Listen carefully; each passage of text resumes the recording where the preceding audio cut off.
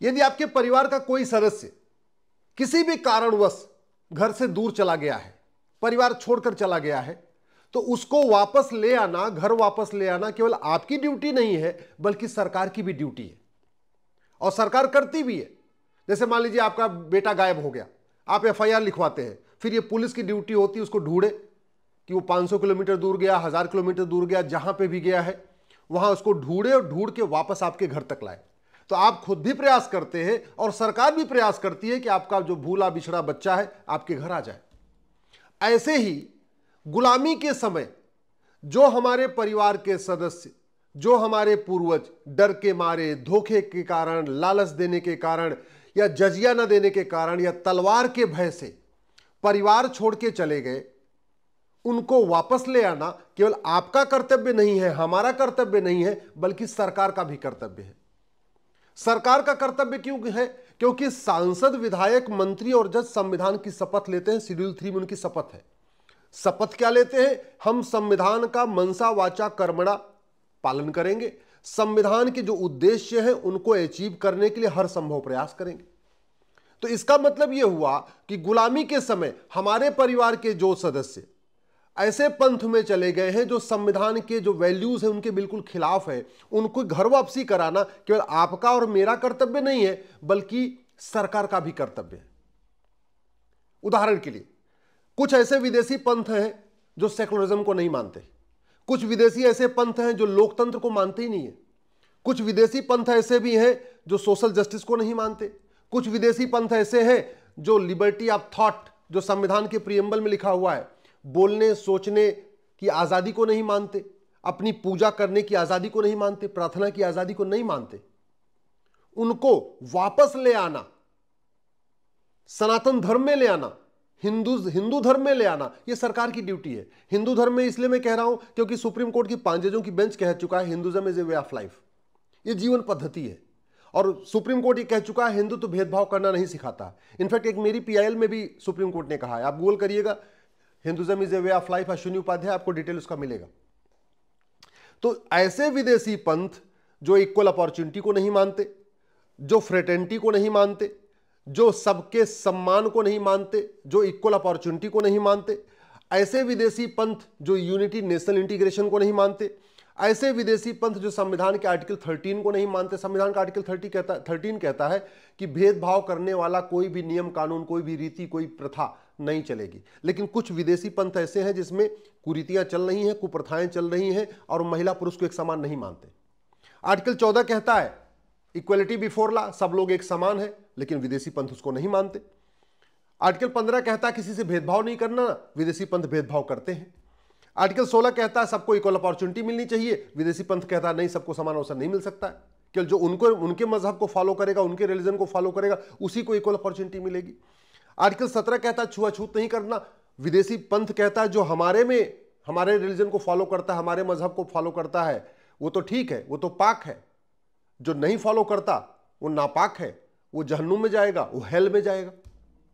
ऐसे ही आर्टिकल 19 कहता है सबको बोलने सोचने लिखने की आजादी है, शास्त्रार्थ की आजादी है, तर्क करने की आजादी है। विदेशी पंथ न सोचने की आजादी देता है, न तर्क करने की आजादी देता है। भारत की जो भी, चाहे वेद है, चाहे उपनिषद है, चाहे आपके भगवत गीता है, चाहे रामायण है, चाहे रामचरितमानस, आप उसके चौपाइयों के ऊपर, उसको श्लोक के ऊपर, उसमें जो कुछ लिखा है पूरा तर्क कर सकते हैं, तर्क करने में कोई दिक्कत नहीं है।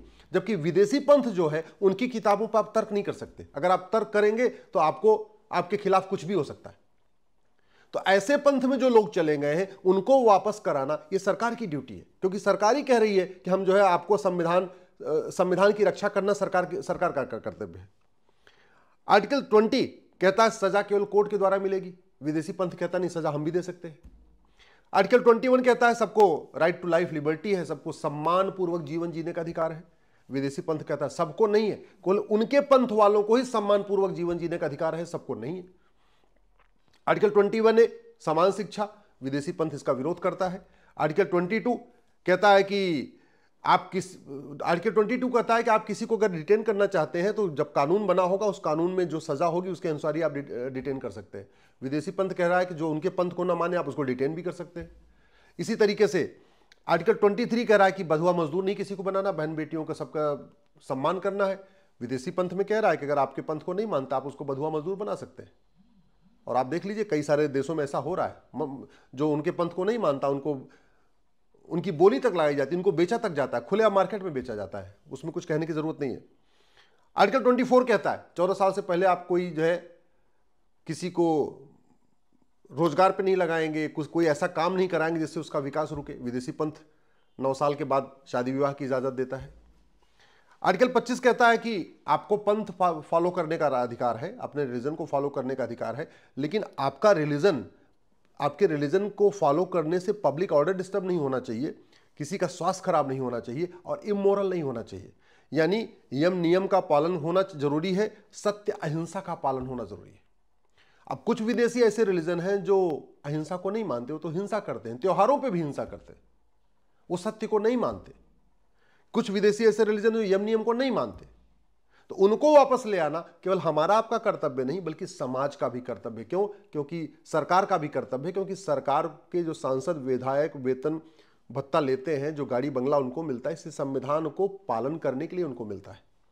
इसी तरीके से आर्टिकल 26 कहता है कि आप जो प्रार्थना स्थल बनाएंगे, पूजा स्थल बनाएंगे, उससे पब्लिक ऑर्डर डिस्टर्ब नहीं होना चाहिए। सड़क के बीचों बीच कई बार ऐसे बना दिए जाते हैं। आर्टिकल 29 कहता है कि भारत की संस्कृति का प्रचार प्रसार करना, भारत की अपनी संस्कृति को बढ़ाना, ये हम सबका कर्तव्य है। लेकिन उसमें रीतियों का अधिकार है, कुरीतियों का नहीं। प्रथा का अधिकार है, कुप्रथा का नहीं।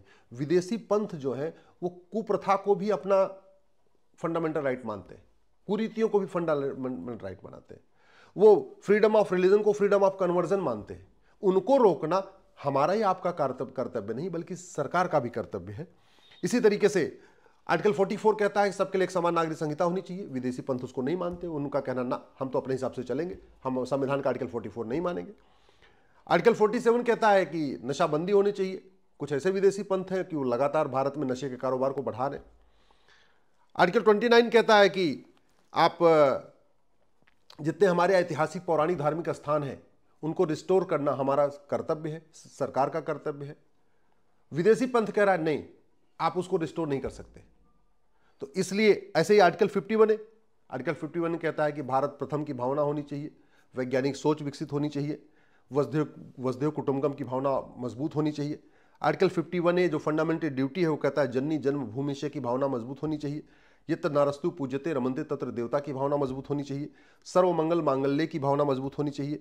सर्वे भवन्तु सुखिनः की भावना मजबूत होनी चाहिए। ये हमारा संविधान कहता है। लेकिन विदेशी पंथ इसको नहीं मानते। तो उन जो ऐसे विदेशी पंथ जो भारत के संविधान की जो भावनाओं को नहीं मानते, भारत की संस्कृति को नहीं मानते, भारत की परंपराओं को नहीं मानते, हमारी ऐतिहासिक धरोहर है उनको नहीं मानते, उनको वापस रिस्टोर कराना, उनको वापस घर वापसी कराना, ये हमारा आपका कर्तव्य है, सरकार का भी कर्तव्य है। अब सवाल बनता है इनको लाएं कैसे? पहले तो पहचाने कैसे कि कौन कैसे था। बड़ी सीधी सी बात है, गांव में इसकी पहचान करना बहुत आसान है। अगर गांव में कहीं पर 80 घर हिंदू हैं और 20 घर ऐसे हो चुके हैं जो विदेशी पंथ को मानते हैं, तो इसका मतलब यह है कि वो जो 20 हैं वो आसपास में जो बाकी लोग हैं उनके पूर्वज भी वही थे। अगर किसी गांव में यादव 80 घर हैं और बगल में 20 घर विदेशी पंथ को मान रहे हैं, इसका मतलब वो 20 घरों के जो पूर्वज थे वो भी यादव ही थे। कहीं पटेल हैं, कहीं बिंद हैं, कहीं ब्राह्मण हैं, कहीं क्षत्रिय हैं, कहीं वैश्य हैं, कहीं दलित। जिस गांव में जो मेजॉरिटी में है उसके बगल वाले जो घर हैं ये मान के चलिए उनके पूर्वज भी वही थे। दूसरा, खेत के द्वारा भी पहचान सकते हैं। मान लीजिए एक खेत है, उसके चारों तरफ यादव का खेत है, इसका मतलब ये जो बीच में जो विदेशी पंथ मानते हैं इनके पूर्वज भी यादव थे। अगर जहां खेत है उसके दो तरफ ब्राह्मण का खेत है, दो तरफ क्षत्रिय का खेत है, इसका मतलब ये हुआ कि जो उनके पूर्वज या तो ब्राह्मण थे या तो क्षत्रिय थे। जहां खेत है उसके चारों तरफ एक यादव का खेत है, एक पटेल का खेत है, एक बिंद का खेत है, एक मान लीजिए चौधरी का खेत है, तो इसका मतलब उन चारों में से कोई एक व्यक्ति था। क्योंकि स्वाभाविक सी बात है, जो खेत होते हैं हमेशा अड़ोसी पड़ोसी के बगल में होते हैं। घर में जो घर भी बने, एक के बाद दो, दो के बाद तीन लगातार बनते चले गए, तो परिवार के लोगों के ही घर बढ़ते गए। तो इसलिए मेरा मानना है कि गांव में ढूंढ पिलाना बहुत आसान है, शहरों में भी पता किया जा सकता है। आपके आसपास अगर कोई है जो विदेशी पंथ को मानता है, उससे पूछिए कि भाई आपके पूर्वज क्या थे। अगर उसको नहीं पता तो इससे पूछिए अच्छा आपके गांव में जहां आपकी जड़ है, जहां से आप लोग आए हैं, वहां पे कौन कौन है, आराम से पता चल जाएगा। बहुत सारे लोगों को तो गोत्र पता है, बहुत सारे लोगों को आइडिया भी है कि हाँ उनके पूर्वज क्या थे। उनको सम्मान पूर्वक लाना, जैसे मैंने पहले कहा था, आपके घर का कोई बच्चा अगर भाग गया है, पलायन कर गया है, डर बस, भय बस, अपनी इच्छा से, काला जादू के चक्कर में, अंधविश्वास के चक्कर में, किसी भी कारण से, तो उससे बातचीत करके प्यार से लाना अपने घर में, ये आपकी ड्यूटी है। और ये सरकार की भी ड्यूटी है कि अगर आपको नहीं पता चल रहा है कि आपका बच्चा कहां चला गया तो उसको ढूंढ के ले आना सरकार की ड्यूटी है। ऐसे ही परिवार मिलन कराना, घर वापसी कराना, ये समाज का भी कार्य है, सरकार का भी कर्तव्य है। हमारे आचार्य महामंडलेश्वर शंकराचार्य का भी कार्य है, हमारे सभी धर्मगुरुओं का कार्य है। ये घर वापसी कराना, परिवार मिलन कराना हमारे ये सारे जितने भी हमारे कथावाचक हैं, हमारे मठ मंदिर के पुजारी हैं, उनका भी कार्य है, उनका भी कर्तव्य है। साथ ही सरकार का भी कर्तव्य है। इसलिए मैं सबसे पहले ये आग्रह करता हूं कि पहली बात तो अपने आसपास लोगों से बातचीत करिए, पता करिए कि उनके पूर्वज क्या थे। अगर पता चल जाए तो बहुत अच्छा है, फिर तो जिसकी जो जाति थी उसी में वापस आ जाए, जिसका जो गोत्र था उसी में वापस आ जाए। नहीं भी पता चल रहा है तो ठीक है भैया, आर्य नाम रख सकते हैं। जाति नहीं पता चल रही तो गोत्र यूज कर सकते हैं, गोत्र तो कॉमन होता है। जैसे भारद्वाज गोत्र ब्राह्मण क्षत्रिय वैश्य दलित सबका होता है। आपका गौतम गोत्र ब्राह्मण का भी होता है, क्षत्रिय का भी होता है, वैश्य का भी होता है, दलित का भी होता है। चाहे वो गर्ग गोत्र है, चाहे वो कश्यप गोत्र है, चाहे अगस्त्य गोत्र है, ये जो गोत्र कॉमन होते हैं सबके होते हैं। तो मैं तो ये कहूंगा कि अगर पता चल जा रहा है तो बहुत अच्छा, जो जिस जाति से गया था उस जाति में वापस आ जाए। नहीं पता चल रहा है तो एक एक गोत्र ले ले, जिससे दीक्षा ले, जो गुरु है, जिस गुरु से दीक्षा ले उसका गोत्र, जो गोत्र है वही दीक्षा लेने वाला का भी गोत्र है। एक ये भी तरीका हो सकता है। और ये काम सरकार को करना चाहिए, सरकार के संस्कृति मंत्रालय को करना चाहिए। भारत की संस्कृति को मजबूत करना सरकार का दायित्व है। सरकार ने उसके लिए बाकायदा संस्कृति मंत्रालय बना रखा है। संस्कृति मंत्रालय का काम केवल मेला लगवाना नहीं है। संस्कृति मंत्रालय का काम भारत की संस्कृति को मजबूत करना है। वो तभी होगा जब परिवार वापस आएंगे, घर वापसी होगी। सरकार की भी ये ड्यूटी है कुछ प्रोत्साहन की योजनाएं शुरू करे। भाई जो घर वापसी करके आ रहा है उसको मुफ्त मकान दीजिए, जो घर वापसी करके आ रहा है उसका मुद्रा लोन दीजिए, जो घर वापसी करके आ रहा है उसको कुछ वजीफा दीजिए, जो घर वापसी आके आ रहा है उसके लिए कुछ शिक्षा में कुछ छूट हो, कुछ चिकित्सा में छूट हो, बाकी आयुष्मान कार्ड उसको दीजिए। जो जो लोग घर वापसी कर रहे हैं उनके लिए एक विशेष प्रोत्साहन योजना करनी चाहिए, क्योंकि जब घर वापसी का फायदा ये होगा, भारत की संस्कृति मजबूत होगी, भारत की परंपरा मजबूत होगी, वसुधैव कुटुंबकम की भावना मजबूत होगी। घर वापसी से सर्वमंगल मांगल्य की भावना मजबूत होगी। घर वापसी से लोकतंत्र मजबूत होगा। घर वापसी से संविधान मजबूत होगा। घर वापसी से सेकुलरिज्म मजबूत होगा। घर वापसी से डेमोक्रेसी मजबूत होगी। घर वापसी से जो संविधान के बेसिक स्ट्रक्चर है वो मजबूत होगा। संविधान, घर वापसी से संविधान का बेसिक फीचर मजबूत होगा। घर वापसी से भ्रष्टाचार अपराध कम होगा। घर वापसी से दंगे कम होंगे। घर वापसी के बाद जो मजहबी उन्माद फैल रहा है ये कम होगा। घर वापसी के बाद जीव हत्या कम होगी। इसलिए घर वापसी कराना समाज का भी कार्य है, सरकार का भी कार्य है। मैं आप लोगों से आग्रह कर रहा हूं, घर वापसी कोई बहुत बड़ा कठिन काम नहीं, आसान काम है। एक बार सबको प्रयास करने की जरूरत है।